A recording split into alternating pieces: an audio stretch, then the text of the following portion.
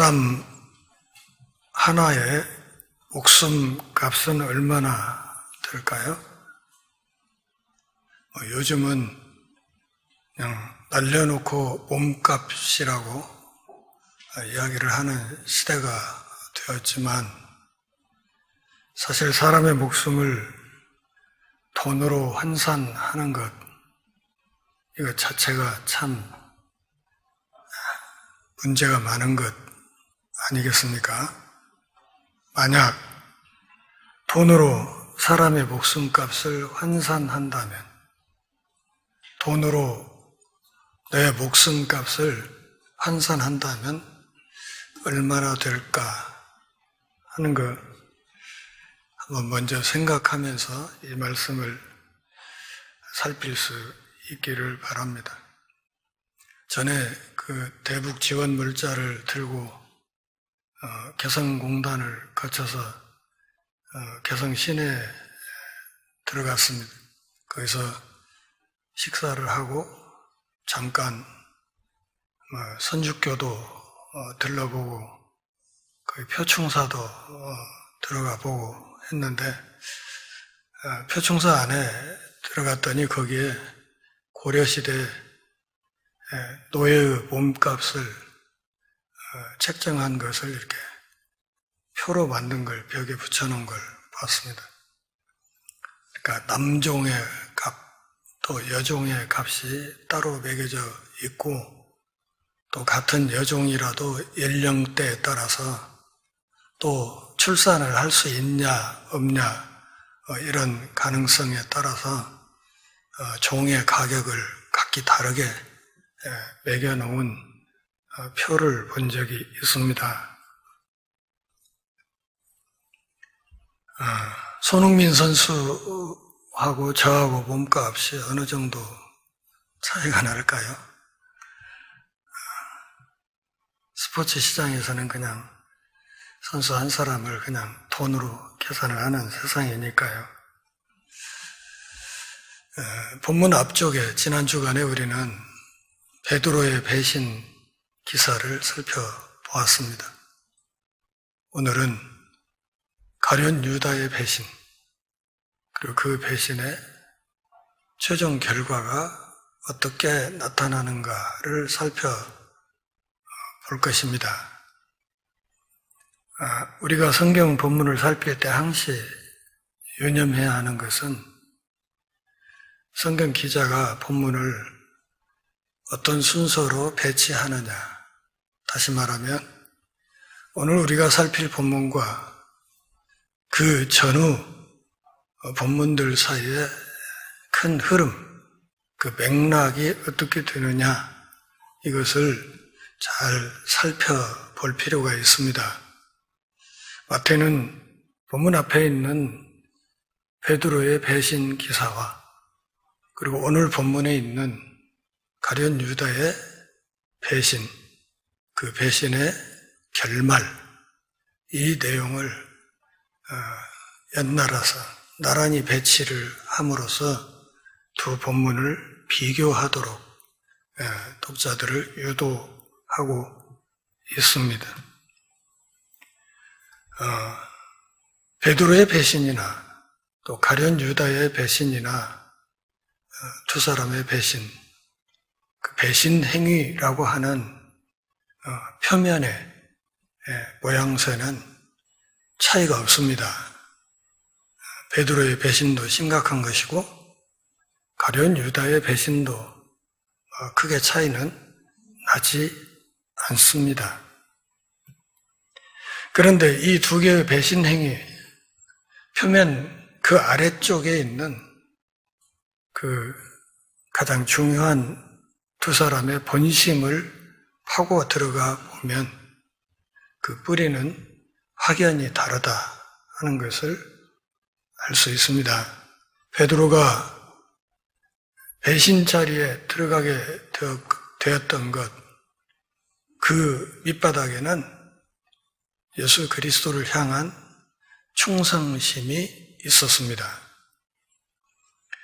그분을 사랑하는 마음이 있어서 다른 제자들이 다 도주했음에도 불구하고 나름대로의 용기를 내어서 예수님이 재판받는 자리에 몰래 따라 들어갔던 것이고, 그로 인해서 예수님의 면전에서 3번씩이나 그분을 부인해버리는 이 배신의 열매를 맺게 되었던 것이지요. 그런데 가룟 유다의 배신, 그 뿌리를 파보면 그가 예수님을 산헤드린 공회원들에게 가서 은 30냥을 받고 팔아먹은 이 이면을 파보면 그 밑바닥 어디에도 예수님을 향한 존경심이나 또 예수님에 대한 충성심이 있지 않다 하는 사실을 알 수 있고, 이 근본 뿌리의 차이가 결국 똑같은 배신 행위를 했음에도 불구하고 두 사람의 인생을 극과 극으로 갈라놓는 결과를 부르게 됐다. 한 사람은 사도의 직을 회복해서 목숨 바쳐 그리스도의 복음을 위해 충성하고 예수님처럼 순교의 길을 갔지만, 가룟 유다는 그렇지 못하고 오늘 본문에서 보듯이 자살하고 끝나버리는 그 기록을 확인할 수 있습니다.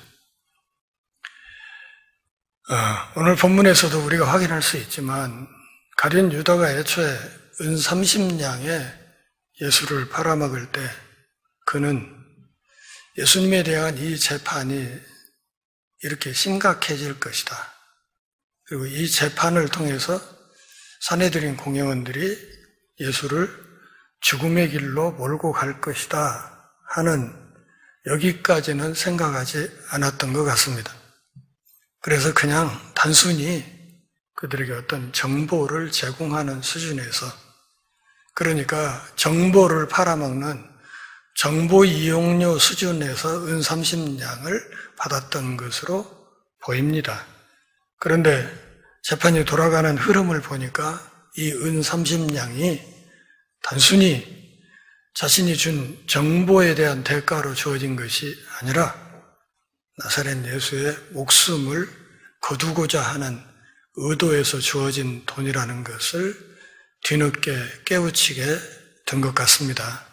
그래서 뒤늦게 후회하고 그 돈을 돌려주고자 했으나 그 일 먼저 여의치 않자 결국은 혼자 자책하다가 스스로 목숨을 끊어버린 이런 결과로 나타나게 됐습니다.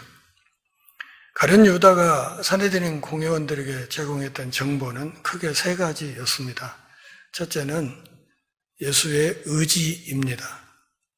나사렛 예수를 죽이고 싶지만 혹시라도 사람들이 많이 모인 이 6월절 축제 기간에 밀란이 일어날지 모르니까 이 체포, 이것을 이 축제 이후로 미루자는 의견이 산헤드린의 대세였습니다. 그런데도 불구하고 그들이 시일을 앞당겨서 이 6월절 축제 기간에 예수님을 체포할 수 있었던 가장 중요한 동력은 바로 가룟 유다가 제시했던 정보에 있었습니다. 그 정보의 핵심은 나사렛 예수의 의지였습니다. 예수님이 3번, 4번 그분의 순환과 십자가의 죽음에 대해서 이야기를 한 것을 가룟 유다도 들었습니다. 그리고 지난 3년간 그를 지켜본 결과 나사렛 예수가 허튼 소리를 하지 않는 사람이다. 한번 뱉은 말은 반드시 지키는 사람이라는 사실만은 확신을 했던 것 같고, 그래서 그들에게 지금 체포해도 문제가 생기지 않을 것이고 나사렛 예수가 순순히 따라올 것이라는 정보를 주었던 것이죠. 그래서 이 정보에 의해서 예수님의 체포 날짜가 앞당겨졌던 것입니다. 두 번째는 체포할 수 있는 최적의 장소를 정보로 제공했습니다. 어디에서요?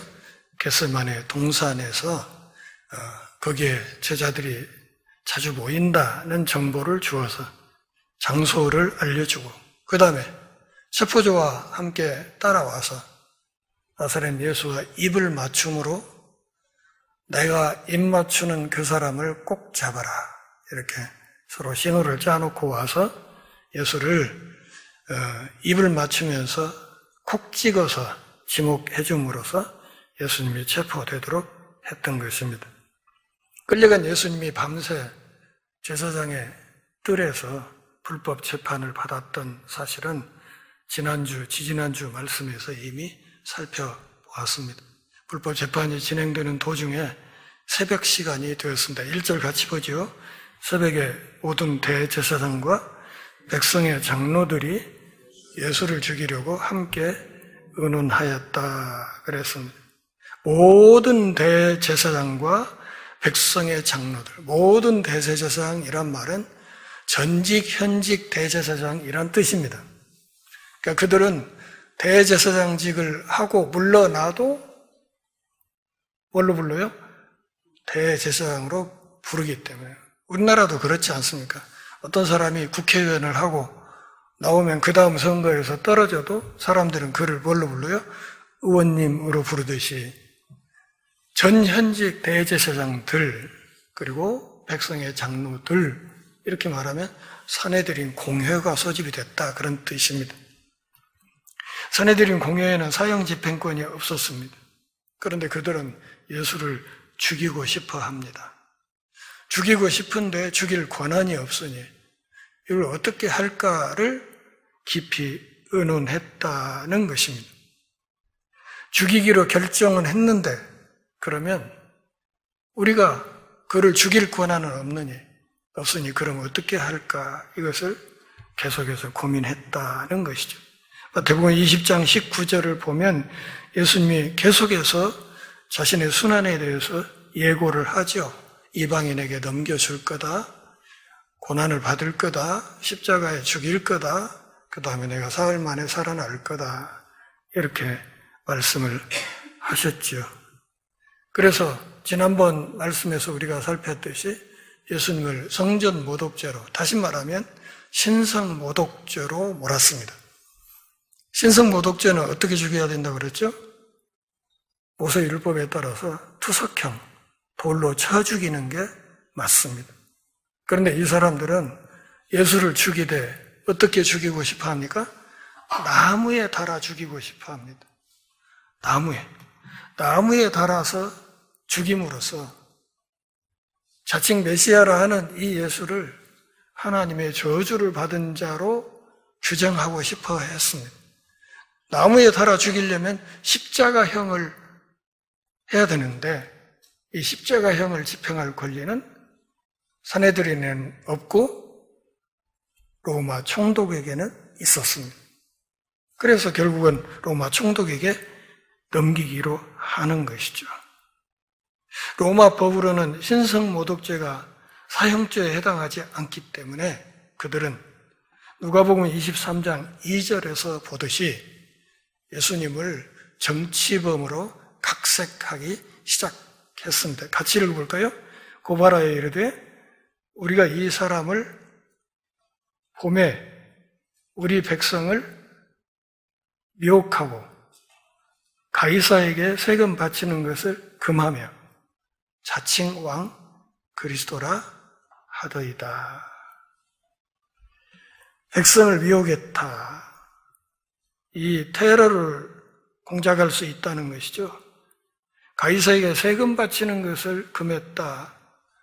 제국의 경제에 심각한 타격을 줄 인물이다. 그런 말이죠. 자칭 왕 그리스도다. 다시 말하면 로마 황제가 유일한 왕인데 이 사람 자신이 왕이라고 했다. 이렇게 해서 로마 법에 근거해서 사형에 해당할 만한 범죄를 엮기 위해서 그를 정치범으로 몰아가기 시작했습니다. 그래서 그를 묶어가지고 끌고 가서 총독 빌라도에게 넘겨주었다 그랬습니다. 아까 마태복음 20장 19절에서 이방인들에게 넘겨줄 거다 그랬죠? 그것이 그대로 예수님 말씀이 성취된 것입니다. 빌라도 총독은 주후 26년부터 36년까지 총독으로 있던 사람입니다. 가이사 티베리우스가 임명했던 사람인데 총독으로 부임한 뒤에 유대 율법을 마구 무시하고 또 로마의 우월성을 강조하면서 식민지 사람들을 함부로 대함으로 인해서 폭동이 자주 일어났습니다. 그로 인해서 로마 행정부와 빌라도 총독 사이에는 관계가 비교적 좋지 않았습니다. 다시 말하면 로마 제국 안에서 총독 빌라도의 정치적인 입지가 대단히 취약했다는 뜻입니다. 사내들인 공회원들은 그의 약점을 잘 알고 있어서 그를 압박하기 시작한 것입니다. 당신 이 총독 자리 지키고 싶으면 우리가 해달라는 대로 해줘야 된다는 이야기를 하기 시작한 것이죠. 사형재판은 지난주에 우리가 살펴보았듯이 낮 시간대 해야 된다고 말씀드렸죠. 그래서 새벽 시간에 동터 오자마자 이 사내들인 공회가 급히 소집되었던 것입니다. 신명기 21장 23절 말씀을 보면 그런 말씀이 있죠. 나무에 달린 자는 하나님의 저주를 받은 자다. 이 말씀에 입각해서 나무 십자가에 달려 죽은 나사렛 예수가 어떻게 하나님의 저주를 몽땅 받은 자가 그게 메시아일 수 있느냐 하는 신학적인 논리를 세우기 위해서 그들은 악착같이 나사렛 예수를 십자가에 매달아 죽이려고 했던 것입니다. 빌라도에게 넘겨 주어서 그 빌라도의 권한을 따라서 십자가형을 받도록 유도하기 위해서 그를 빌라도 앞으로 데리고 갔던 것입니다. 그때 예수를 판 유다가 그의 정죄의 됨을 보고 스스로 뉘우쳐 그 은 30을 대제사장들과 장로들에게 도로 갖다 주려고 했습니다. 정죄됨을 받다 하는 것은 무슨 말인가 하면 유다가 예상했던 범위를 벗어났다는 뜻이에요. 어라? 내가 은 30을 받고 그들에게 정보를 준 거, 이것이 나사렛 예수를 죽음으로 몰아넣을 것이라고는 예측을 안 했다는 거죠. 그런데 돌아가는 흐름을 보니까 지난 밤새 대제사장의 뜰에서 재판 과정에 그 자리에 유다도 있었고 베드로도 있었습니다. 근데 돌아가는 모양을 보니까 이거 완전히 예수의 목숨을 빼앗으려는 흐름으로 가고 있는 것을 뒤늦게 간파한 것이고, 아차, 내가 이게 크게 잘못했구나 하는 생각이 들어서 뉘우치는 마음에 받았던 은 30을 대제사장들에게 갖다 주면서 우리 거래 없던 걸로 합시다, 이렇게 이야기를 하려고 했던 거예요. 이거 없던 걸로 합시다. 몇 시간 전에 예수님을 체포하는 일에 주역으로 나섰던 자가 재판이 돌아가는 모양을 보면서 내가 예상했던 것과는 너무 다른 결과가 오고 있다 하는 사실을 뒤늦게 깨닫고 재판이 너무 불법적으로 일방적으로 진행되는 것을 보면서 뉘우친 나머지 그 돈을 돌려주면서 거래를 없던 것으로 하고자 했지만 그마저도 그의 뜻대로 되지는 않았다는 것입니다. 진정으로 회개했다면 누구한테 가야 돼요? 하나님 앞에 가야죠. 베드로는 문 밖에 나가서 통곡했어요. 누구 앞에 간 거예요? 하나님 앞에 간 거예요. 근데 그는 자기의 죄를 뉘우치면서 이 죄를 되돌리기 위해서 피조물인 사내들인 공회원들 앞으로 가서 거래를 어떤 걸로 하자고 이야기를 했습니다. 그러면서 뭐라고 말합니까? 4절 같이 읽어보죠. 이르되 내가 무죄한 피를 팔고 죄를 범하였다 하니 그들이 이르되 그것이 우리에게 무슨 상관이냐? 네가 당하라. 유다의 이 말에서 지금 순환당하고 있는 예수님은 죄가 있다 없다? 죄가 없다는 것이 드러납니다. 유다도 예수님이 이렇게 죽을 죄가 없다는 사실은 알고 있습니다. 근데 그 무죄한 사람을 팔았다. 다시 말하면 내가 죄를 지었다 이렇게 말한 거예요. 내가 무죄한 사람을 죽음으로 몰아넣는 죄를 범하였다. 그러니 이 돈 도로 받으라. 우리 거래는 어떤 걸로 하자. 이렇게 얘기를 했더니 그들이 뭐라고 답을 합니까? 그것이 우리에게 무슨 상관이냐? 네가 당하라. 다시 말하면 그것은 네 문제지. 그건 네 문제지 우리 문제는 아니요. 이렇게 이야기를 해버린 거예요. 대제사장들은 두 가지 죄를 짓습니다. 첫째는 메시아를 거부한 죄, 두 번째는 대제사장의 역할. 무슨 말인가 하면 누군가가 와서 자신의 죄를 고백하고 이렇게 하면 대신 제사를 드려주고 하나님 앞에 용서를 구할 수 있는 길을 열어주는 게 대제사장의 책무인데 그들은 메시아를 배신했을 뿐만 아니라 추가로 뉘우치고 돌아와서 용서의 길을 찾는 이 불쌍한 죄인의 회개하는 길을 막아버리는 죄도 추가로 범하고 말았다. 그런 말. 뭘 알 수 있습니까? 배신한 자는 배신당한다. 누군가를 배신하는 자, 누군가로부터 배신당하게 된다. 옛날 유행가 가사가 있어요. 때는 늦으리 이런 가사가 있었죠. 우리 없던 걸로 합시다. 그건 네 사정이지. 이미 거래는 끝났어. 그들이 은 30냥에 고용했던 밀고자를 버려버린 거예요. 배신자가 배신당했습니다. 때로는 우리가 얼떨결에 시작했던 많은 일들이 어느 한순간 돌아서서 보면 돌이키고 싶어도 돌이킬 수 없는 일들이 참 많습니다. 그렇기 때문에 뭔가 행동을 하기 전에 나중에 후회할 짓은 아예 시작하지 않는 것이 그것이 지혜로운 삶의 태도입니다.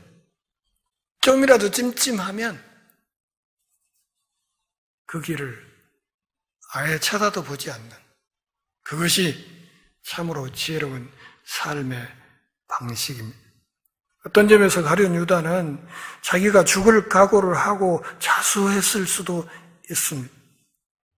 무죄한 사람을 내가 배반해서 죽음의 길로 몰아넣었다. 그리고 사내들이는 유다의 정보를 활용해서 예수를 체포했고 그를 무죄한데도 불구하고 그를 죽이는 졸속 재판을 지금 강행하고 있는 것입니다. 이것을 일컬어서 요즘 용어로 사법살인이라고 합니다. 법을 빙자해서 사람을 죽이는 것입니다.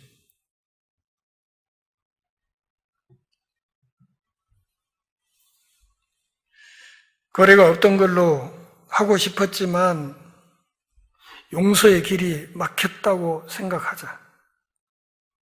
자기를 이용해 먹었던 사람들로부터 배신당하고 거부당하자.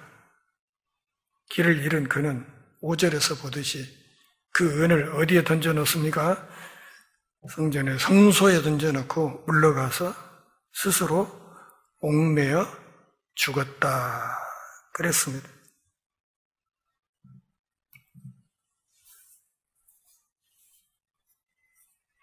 사도행전 1장 18절, 19절을 보면 가룟 유다의 자살 기록이 있는데 오늘 본문과 약간의 차이가 있습니다. 그런데 이 기록은 아마 그랬을 거예요. 목을 매다는 줄을 이렇게 했던 이 나뭇가지가 부러져 가지고 아마 밑으로 추락하면서 높은 데서 떨어져 가지고 그렇게 됐으리라 이렇게 추정할 수 있습니다. 한때는 매우 매력적이었던 돈이 너무 역겨운 돈이 된 나머지 그 돈을 성소에 던져놓고 올라가서 목매달아 자살해버리고 말았습니다. 당시 1세기 당시에 유대교 신학을 잘 들여다보면 이런 게 있습니다.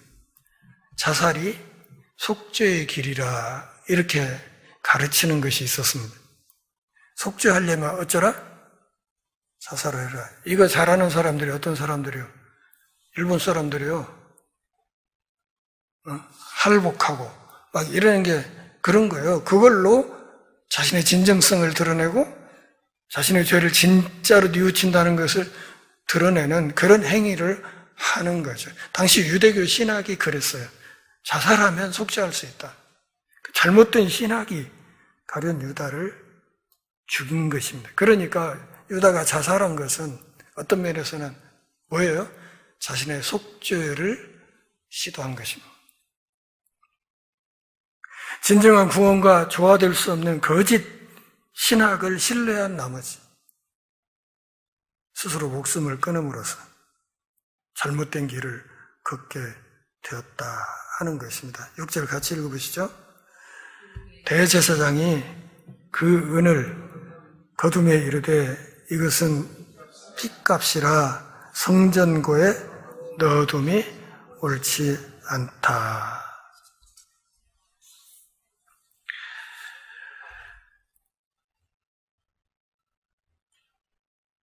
신명기 23장 18절 말씀을 보면 창녀가 번 돈 그리고 더럽게 번 돈은 헌금하면 안 된다 하는 말이 있습니다. 헌금하는 돈은 깨끗해야 된다는 것이죠. 깨끗이 번 돈이어야 된다.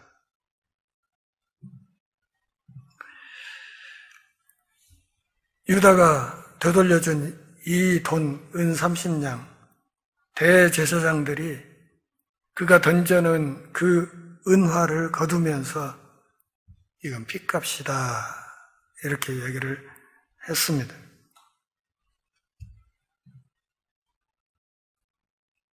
성전고에 넣어두는 것이 옳지 않다. 살인 공모자들이 갑자기 양심이 깨끗한 사람들이 됐습니다. 아주 선택적인 양심. 살인을 공모한 죄를 지은 자들이 깨끗한 헌금은 찾는 이런 아이러니가 있습니다. 예수에 대한 증오로 그를 죽이고자 했던 선악을 분별할 능력이 없던 자들이 어느 한순간에는 갑자기 좋은 신앙인이 되고 양심적인 신앙인들이 되어서 깨끗한 헌금, 그렇지 않은 헌금을 나누려고 하는 이상한 몸짓을 보이게 됩니다. 마태복음 23장 25절부터 28절까지 말씀을 보면 예수님이 뭐라고? 서기관들과 바리새인들을 향해서 외식하는 자들, 쇼하는 자들이라고 이야기를 하면서 너희들이 잔의 겉만 깨끗이 닦고 잔 속은 그냥 신경 쓰지 않는다고 그렇게 경멸조로 말씀하셨던 기록이 있습니다. 잔의 겉은 깨끗하게 하려고 신경을 쓰지만 그 속에 있는 회칠한 무덤 같은 자신의 마음속에 있는 해골 쪼가리들은 신경 쓰지 않는 그런 모습을 확인할 수 있습니다.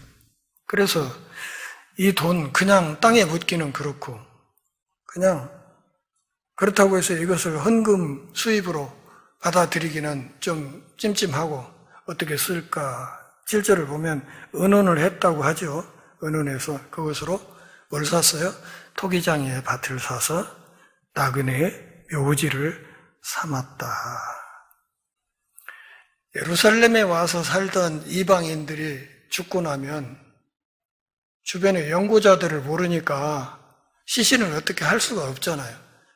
그러니까 별 수 없이 그 주변에 어디다 묻어야 되는데 마땅한 매장지가 없던 상황에서 그 돈으로 땅을 사서 불쌍하게 죽은 이방인들의 묘지를 만들어서 그들을 매장하는 공동묘지를 유다의 이 돈으로 만들었다. 그렇게 이야기를 한 것입니다. 다시 말하면 이 환수한 은 30냥을 공공비용으로 쓰자고 이야기를 든 거예요. 그래서 공동묘지를 하나 만들어서 어디 묻힐 데도 없이 불쌍하게 죽은 이방인들 여기다 묻자고. 얼마나 아름다운 일이에요. 객지 와서 불쌍하게 죽은 이방인들의 묘지를 만들어주는 일, 얼마나 칭찬받을 일입니까? 그러나 그 이면에 얼마나 추악한 사내들인 공회원들의 의도가 숨겨져 있는지를 우리가 잘 간파해야 됩니다. 제가 늘 말씀드렸듯이 바른말 잘하는 나쁜 놈들, 이게 예수를 죽였던 사내들인 공회원들이라 하는 것을 알아야 됩니다. 그래서 오늘날까지 그 밭을 무엇이라? 피밭이라. 사도행전 1장 18, 19절에 보면 아겔다마라 그랬죠. 아람어로 아겔다마라는 말은 피밭이라는 말이에요. 그러니까 가룟 유다의 피가 어린 밭이다. 그런 뜻입니다. 이 배신자의 더러운 피가 어린 밭이라고 그렇게 일컬었다. 그래서 9절 10절에서 마태는 이런 일, 가룟 유다의 죽음과 또 사내들인 공회원들이 그 돈을 가지고 밭을 사서 이방인 나그네들의 묘지를 만든 이 일조차도 성경 말씀이 성취된 것이라고 9절 10절에서 이야기를 하고 있습니다. 같이 읽어봐요. 이에 선지자 예레미야를 통하여 하신 말씀이 이루어졌나니 일러스되 그들이 그 가격 매겨진 자 곧 이스라엘 자손 중에서 가격 매긴 자의 가격 곧 은 30을 가지고 토기장이의 밭값으로 주었으니 이는 주께서 내게 명하신 바와 같으니라 하였더라. 이 말씀은 스가랴서 11장 12, 13절에 있는 말씀입니다. 그렇다면 마태가 선지자 예레미야의 말씀이라고 한 것은 좀 문제가 있지 않습니까? 그렇죠? 근데 왜 그런가 하면 예레미야가 일부 선지자들의 글을 수집해서 선지집을 만든 적이 있습니다. 그리고 거기에 스가랴서가 포함이 되어 있었을 것입니다. 그러니까 그 여러 선지자들의 글이 들어있는데 그 중에 예레미야가 그것을 수집해서 묶었기 때문에 대표 선지자의 이름을 그렇게 마태가 이야기한 것으로 이야기할 수 있을 것입니다. 또 바벨론 탈무드에도 보면 예레미야가 선지자 중에 첫 번째로 등장하기 때문에 예레미야는 선지자를 대표하는 사람으로 인식이 되어서 그냥 구약의 선지서에 라는 이 말을 마태가 하면서 예레미야의 말씀이 이렇게 성취됐다 이렇게 표현하는 것으로 이해하는 것이 좋겠습니다.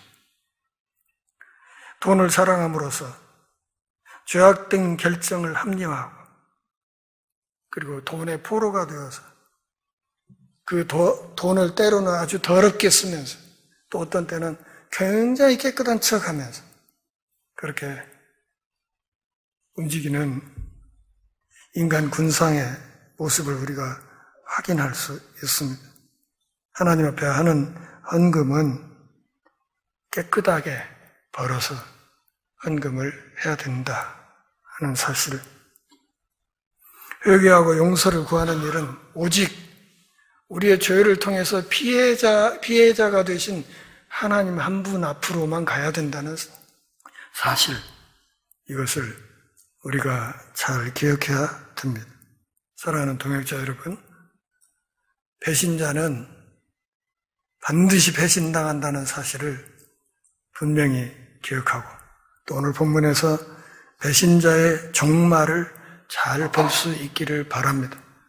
그리고 가룟 유다의 이 배신 행위가 가져온 이 참혹한 상황이 얼마나 심각한 것인지를 잘 들여다볼 수 있기를 바랍니다. 그럼에도 불구하고 이 모든 상황의 흐름은 누가?